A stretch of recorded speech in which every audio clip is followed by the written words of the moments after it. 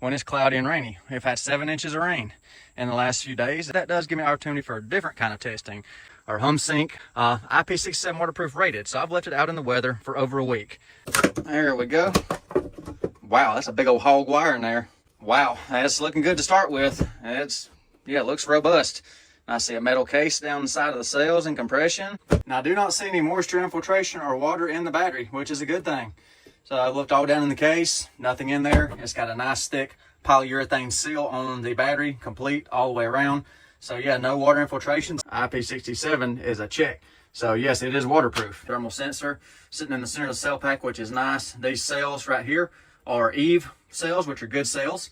And they are the LF100LA cells. They are 320 watt hours at 3.2 volts per cell. So they're 100 amp hour cells from EVE. Very nice assembly, very nice bus bars, very nice welds.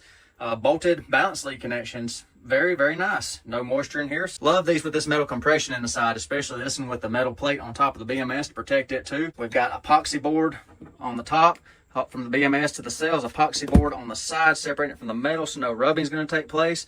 So yeah, so far so good. It's a quality built battery. It looks good.